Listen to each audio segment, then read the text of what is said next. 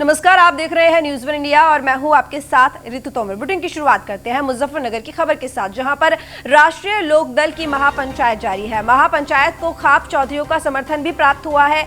सपा और कांग्रेस का भी महापंचायत को समर्थन मिला है। तो हाथरस में जयंत चौधरी पर लाठीचार्ज के बाद महापंचायत किसानों का अस्तित्व हमारा भविष्य के नारे पर महापंचायत की जा रही है। किसान बिल के विरोध में भी लोकतंत्र बचाओ महारैली की जा रही है। तो जयंत चौधरी के आह्वान के बाद पश्चिमी यूपी में महापंचायत जारी है।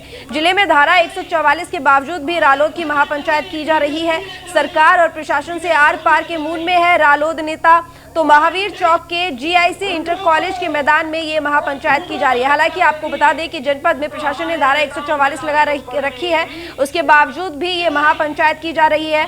और इस महापंचायत को तो बता दें आपको कि रालोद के उपाध्यक्ष जयंत चौधरी ने इस महापंचायत का आह्वान किया और साथ ही अन्य पार्टियों का भी समर्थन प्राप्त हुआ। आपको बता दें कि इस महापंचायत में सपा और कांग्रेस के नेता भी शामिल है और साथ ही खाप चौधरी भी इस महापंचायत में शामिल हुए हैं, यानी कि उनका समर्थन प्राप्त हुआ है। हालांकि कहा जा रहा है कि ये महापंचायत किसानों के अस्तित्व को बचाने के लिए की जा रही है, यानी कि जिस तरीके से जो किसान बिल लाए गए हैं उसके विरोध में ये महापंचायत की जा रही है। लोकतंत्र बचाओ ये महारैली के रूप में यह महापंचायत की गई है। हालांकि आपको बता दें कि जिस दौरान जयंत चौधरी हाथरस में पीड़िता के परिवार से मिलने गए थे, उस वक्त उनके ऊपर लाठीचार्ज हुआ था। तो कहा यह जा रहा था प्रशासन की तरफ से कि भीड़ उन्मादी हो गई थी, यानी कि जो कार्यकर्ता मौजूद थे वहां पर उन्होंने बैरिकेड्स तोड़ने की कोशिश करी, इसी वजह से लाठीचार्ज करना पड़ा। और उसके बाद अब इस महापंचायत का आयोजन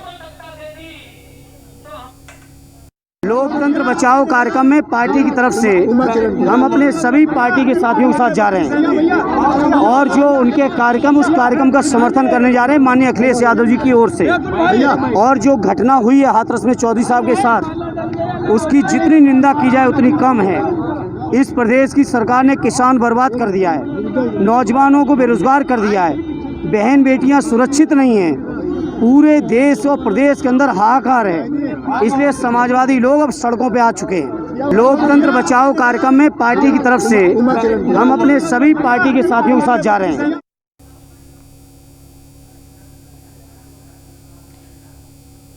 तो महावीर चौक के आईजीसी पर यह महापंचायत का आयोजन किया जा रहा है। राष्ट्रीय लोकदल की ये महापंचायत है, जिसमें राष्ट्रीय लोकदल के साथ अन्य पार्टियों के नेता भी मौजूद हैं, बड़े चेहरे मौजूद हैं। आपको बता दें कि इनेलो नेता अभय चौटाला भी इस महापंचायत में पहुंचे हुए हैं।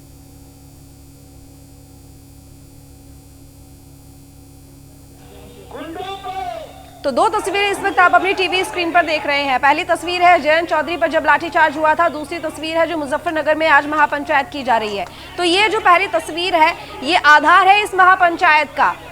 हाथरस पर जो हाथरस कांड है वहां पर मिलने गए थे पीड़िता के परिवार से और जिस दौरान वो बातचीत कर रहे थे मीडिया से और बयान दे रहे थे, उसी वक्त अचानक से पीछे प्रशासन आता है, यानी कि पुलिस की टीम आती है और लाठीचार्ज करना शुरू कर देती है। और वही दूसरी तरफ जो तस्वीर है वो आज की है, जहां पर इसी वजह से यानी कि इसी तस्वीर को आधार बनाकर आज ये महापंचायत की जा रही है। हालांकि मुद्दे बहुत बताए जा रहे हैं, लेकिन मुख्यतः बात जो है वो यही है कि लाठीचार्ज को लेकर जो रोष है रालोद के नेताओं में, इसी वजह से महापंचायत का आज आह्वान किया गया है।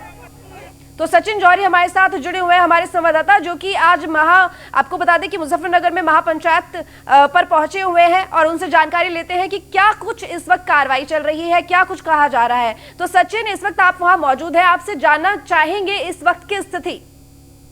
देखिए, महापंचायत में बड़े बड़े नेता यहाँ पर पहुंचे हैं, कई दलों से यहाँ पर पहुंचे हैं। सपा, कांग्रेस, इनेलो और कई संगठनों ने इस महापंचायत को अपना समर्थन दिया है। साथ ही खाप चौधरियों ने भी महापंचायत को अपना पूरी तरह से समर्थन दिया है। हमारी अभी जो चौधरी नरेश जी कहते हैं उनसे बात हुई है, उन्होंने कहा कि लोकतंत्र में सबको अपनी आवाज कहने का हक है और जिस तरह से चौधरी साहब के साथ मारपीट की गई है, लाठीचार्ज किया गया है, पूरी तरह से निंदनीय है। हम उसकी निंदा करते हैं और इसी वजह से हम महापंचायत में शामिल हुए हैं। और जिस तरह से पूर्व प्रधानमंत्री के पोते को पीटा गया है, उस तरह से कोई आम आदमी भी सुरक्षित नहीं है और यह बहुत ही निंदनीय कार्य है जी। ठीक सचिन, आप वहां पर मौजूद है सुबह से ही जब से महापंचायत की शुरुआत हुई है। आपसे जानना चाहेंगे जिस तरीके से सपा का समर्थन है, कांग्रेस का समर्थन है, शिवसेना ने भी अपना समर्थन दिया है, वहीं पर जो खाप चौधरी है उनका समर्थन प्राप्त है और हरियाणा के जो यहाँ पर जो इनेलो पार्टी है उसके नेता भी यहाँ पर मौजूद है। तो क्या जितनी भी पार्टियों ने समर्थन दिया है उनके जो नेता है आज इस महापंचायत में आए हुए हैं? जानना चाहेंगे कौन कौन से चेहरे शामिल है? बिल्कुल, तमाम संगठनों के बड़े नेता यहाँ पर हरियाणा से अभय चौटाला आए हैं, दीपेंद्र हुड्डा आए हैं जयंत चौधरी के साथ, मुजफ्फरनगर के भी जितने भी सभी संगठन हैं उनके सभी नेता आए हुए हैं। पूर्व सांसद जो हरेंद्र मलिक है, पूर्व विधायक इमरान मसूद है, पंकज मलिक है, सभी बड़े चेहरे यहाँ पर आए हैं। खाप चौधरी, नरेश टिकैत यहाँ पर मौजूद है और सभी दलों के किसान संगठनों के सभी नेता यहाँ पर मौजूद हैं। बिल्कुल सचिन, आपके साथ कुछ नेता भी मौजूद है। हम चाहेंगे कि आप उनसे बात करके जरा आज का मुद्दे के बारे में जाने, जिस तरीके से महापंचायत का आयोजन किया गया है और ये कहा जा रहा है कि महापंचायत का आयोजन किसान बिल को लेकर किया गया है। तो वाकई की किसान बिल ही मुद्दा है या फिर यहाँ पे राजनीति चमकाने की कोशिश की जा रही है?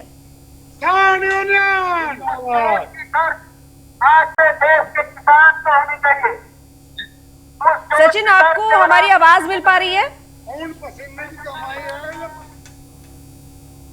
लगता है हमारा संपर्क नहीं हो पा रहा है सचिन से। हम दोबारा कोशिश करेंगे जुड़ने की। तो इस वक्त जो आप तस्वीरें अपनी टीवी स्क्रीन पर देख रहे हैं, महापंचायत की ये तस्वीरें हैं। भीड़ आप देख सकते हैं कि कितनी संख्या में, यानी कि सैकड़ों की संख्या में यहाँ पर नेता मौजूद है। किसान दल मौजूद है, सपा नेता मौजूद है, कांग्रेस नेता मौजूद है, साथ ही इनेलो पार्टी के नेता भी मौजूद है। हालांकि तमाम विपक्ष पार्टियों का समर्थन महापंचायत को प्राप्त है। तो एक तरीके से कहा जा सकता है कि मौके पर चौका मारा है, क्योंकि जिस तरीके से किसान बिल को लेकर बात करें तो काफी समय से, कोई आज का ये मुद्दा नहीं है जिसको लेकर आज महापंचायत का आयोजन किया गया है, बल्कि काफी समय से देखा जा रहा है कि किसान बिल को लेकर विरोध लगातार हो रखा है। लेकिन रालोद ने आज महापंचायत का आयोजन किया है, तो जिस तरीके से जो रोष है, जो गुस्सा है, उसको निकालने के लिए एक जरिया ढूंढ लिया गया है किसान बिल, और इसी वजह से आज महापंचायत का आयोजन कर लिया गया है। सचिन हमारे साथ दोबारा से जुड़ गए हैं। सचिन, मैं आपसे जानना चाहूंगी, आपके साथ कुछ नेता यहाँ पर कार्यकर्ता जुड़े हुए हैं, जिस तरीके से यहाँ पर मुद्दे बताया गया है, किसान बिल, कानून व्यवस्था को लेकर, लोकतंत्र बचाओ को लेकर, इस तरह के मुद्दों के साथ महापंचायत का आयोजन किया गया है। लेकिन एक तरीके से इन्होंने मौके पे चौका मारने वाली बात की है कि ये राजनीति चमकाने की कोशिश है या वाकई मुद्दों को लेकर महापंचायत का आयोजन किया गया है? हमारे साथ कुछ लोग मौजूद हैं, उनसे बात करेंगे क्या कहना है इनका। कहाँ से आए हैं? कहाँ से आए हैं? हम तोलाले से आए हैं। अच्छा, क्या मुद्दे हैं, किस मुद्दों को लेकर आप आए? यह जो हमारी सरकार है, जो योगी सरकार, हमारी जो जाति है जाट, उसको बहुत उत्पीड़न कर रही है हमारी जाति का। किसानों, सारे किसान समाज को कहता हूँ मैं, बहुत ज्यादा उत्पीड़न कर रही है भाई हमारी।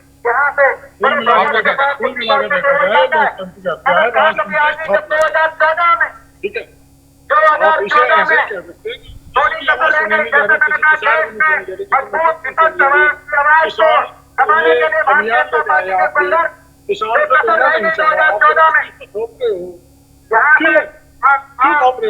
हमारे गन्ने का भाव मोदी की सरकार जब से बनी गन्ने का 1 रुपया नहीं बढ़ा। जब से मोदी की सरकार बनी 1 रुपया गन्ने का नहीं बढ़ाया। कहती है 10 साल पुराने थाने में चपत भाई, गट्टों से कमा के कहाँ जाएंगे किसान? भाई मोदी की सरकार। देखिए, किसानों को आप देख सकते हैं किस तरह से गुस्सा बना हुआ है, और इसी गुस्से को लेकर यहाँ पर महापंचायत में काफी किसान पहुंचे हैं। ठीक सचिन, ये तो हमने भी सुना कि किस तरीके की नाराजगी किसानों के अंदर है। लेकिन सचिन, आपसे जानना चाहेंगे कि इस वक्त मंच पर कौन कौन लोग मौजूद है, क्या कुछ कहा जा रहा है उनकी तरफ से, क्या संबोधन किया जा रहा है? देखिए, मंच पर तमाम दलों के जो है नेता पहुंच चुके हैं। अभय चौटाला पहुंच चुके हैं, दीपेंद्र हुड्डा पहुंच चुके हैं, जो जयंत चौधरी पहले से मौजूद है, अभी धर्मेंद्र यादव पहुंचे हैं, और सभी प्रदेश सरकार पर जमकर अपना गुस्सा निकाल रहे हैं। सबका कहना है कि विपक्ष की आवाज को दबाया जा रहा है, किसानों के हित में नहीं है बिल्कुल भी सरकार ये पूरी तरह से। बिल्कुल सचिन, लेकिन आपको नहीं लगता कि अगर हम दर्शकों को यहाँ पर समझाने की बात देखें, दर्शकों को किस तरीके से आप ये बात समझाएंगे, जिस तरीके से महापंचायत यहाँ पर आज इसका आयोजन किया जा रहा है? अब तक देखा गया कि रालोद विपक्ष की तरफ से प्रदर्शन में थी ही नहीं, लेकिन अचानक से ये महापंचायत का आयोजन।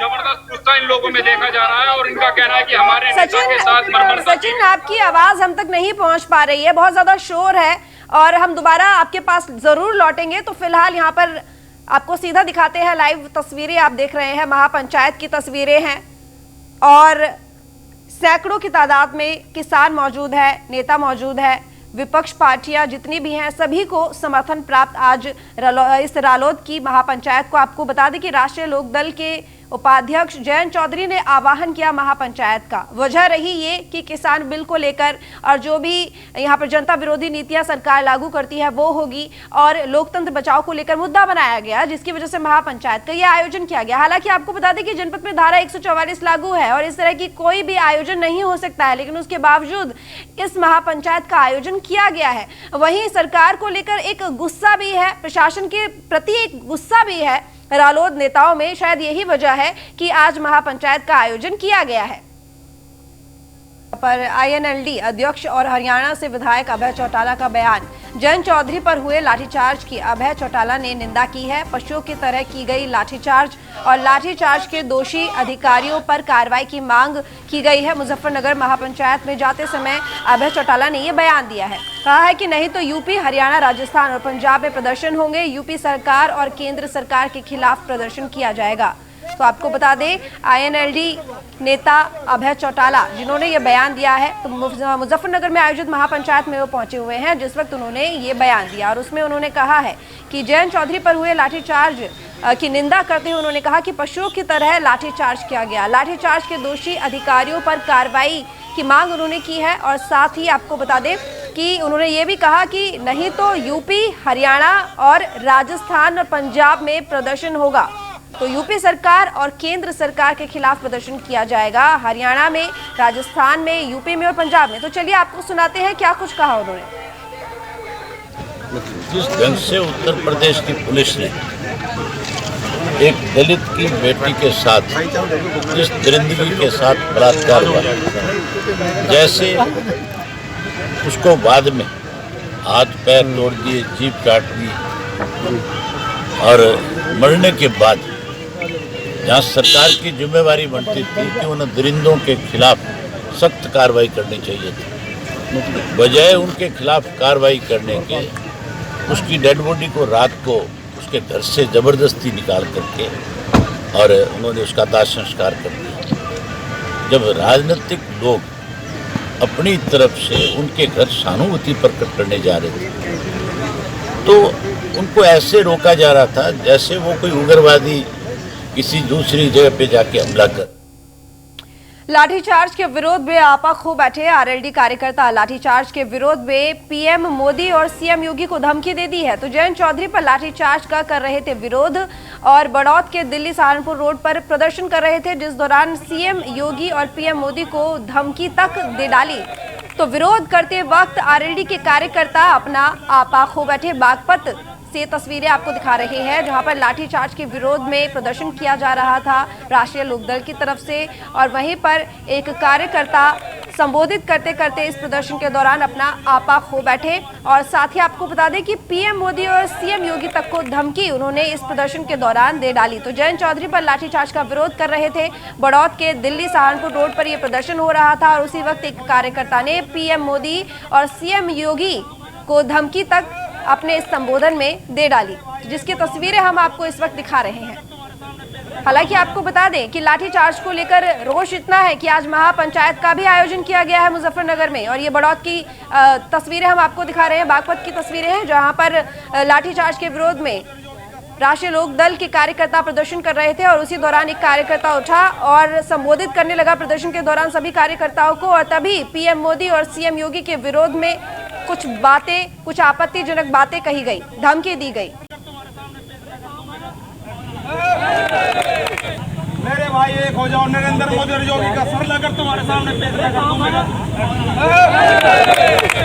मेरे भाई एक हाथरस कांड से खबर है जहां पर एसआईटी ने तेज की जांच पड़ताल। तो गांव के करीब 40 लोगों को बुलाया गया और सभी 40 लोगों से पूछताछ करेगी एसआईटी की टीम। गांव के कई लोगों को एसआईटी ने नोटिस दिया है, पुलिस लाइन पहुंचने के निर्देश दिए हैं। मामले से जुड़े अधिकारियों के भी बयान ले रही है एसआईटी। तो पुलिस लाइन के प्रशासनिक भवन में एसआईटी दर्ज करा रही है बयान।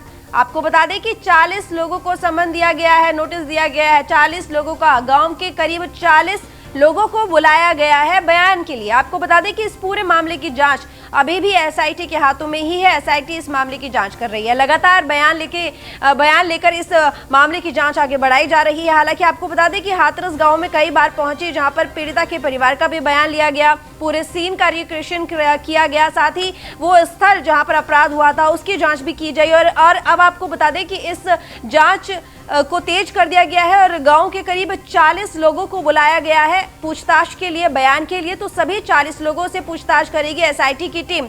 शुभम गुप्ता हमारे संवाददाता ज्यादा जानकारी के साथ इस खबर पर जुड़ चुके हैं। शुभम, आपसे जानना चाहेंगे, ये 40 लोग, गांव के 40 लोगों का बयान दर्ज करने के लिए जिन्हें बुलाया गया है, कौन से ये लोग हैं जिन्हें सुनिश्चित किया गया है बयान के लिए? जी बिल्कुल, आपको बता दें कि एसआईटी टीम ने गांव में 40 लोगों को पहले नोटिस दिया है और नोटिस के बाद इनको पुलिस लाइन में प्रशासनिक भवन में बुलाया गया है। 40 लोगों के बयान दर्ज किए जा रहे हैं। इनमें 40 लोगों में ग्रामीण भी है और जो चंदवा थाने के कुछ पुलिसकर्मी भी शामिल है। अब एसआईटी टीम इनसे जांच पड़ताल कर रही है। अब जो अंदर है अभी तक काफी देर से, अब ये बाद में पता चलेगा कि इनसे क्या पूछताछ की गई है, लेकिन इसमें अहम कुछ ना कुछ निकल के आएगा कि ग्रामीणों और जो पुलिसकर्मी है वे क्या जानकारी एसआईटी को देते हैं। बिल्कुल। और शुभम, जिस तरीके से एसआईटी ने अब गांव के 40 लोगों को बयान के लिए बुलाया है, अधिकारियों को भी बुलाया है, तो ये जो अधिकारियों से जिनसे पूछताछ की जा रही है और उनका बयान भी लिया जाएगा, ये कौन से अधिकारी हैं जिन्होंने शुरुआती तौर पर यानी कि प्राथमिक तौर पर मामले की जांच की थी, या बीच में जिन पर सवाल उठने लगे थे कि ठीक तरीके से कार्रवाई नहीं की जा रही है, वो अधिकारी हैं? कुछ पुलिसकर्मी तैनात है, उनको बुलाया जा रहा है जो शुरू से लेकर अब तक था इसमें इन्वॉल्व है। कुछ वो भी पुलिसकर्मी हैं और वहीं जो ग्रामीण है, ग्रामीणों को जो नोटिस के द्वारा बुलाया गया है, तो सारे ग्रामीण वहाँ मौके पर मौजूद हैं प्रशासनिक भवन में और अपने अपने बयान दर्ज करा रही है। शुभम, ये जो 40 गांव वाले बुलाए गए हैं, इससे ये पता चलता है एक तरीके से कि जिस तरीके से बातें अलग अलग उठ रही हैं, गांव वालों का कुछ अलग कहना है, पीड़िता के परिवार का कुछ अलग कहना है। तो कुछ लोग ऐसे हैं जो पीड़िता के परिवार के साथ है, लेकिन गांव का आधा गुट एक ऐसा भी बना हुआ है जो आरोपियों के पक्ष में नजर आ रहा है, क्योंकि जिस तरीके से बातें सामने आई है उसमें ये कहा गया है कि उनमें से सभी दोषी नहीं है। खासकर एक आरोपी है संदीप, जिसको दोषी माना गया है क्योंकि महापंचायत हुई थी, तो बाकी 3 लोगों को, 3 आरोपियों को मुक्त कर दिया गया था। तो क्या एसआईटी जानना चाहती है कि दोनों पक्षों की क्या बातें हैं?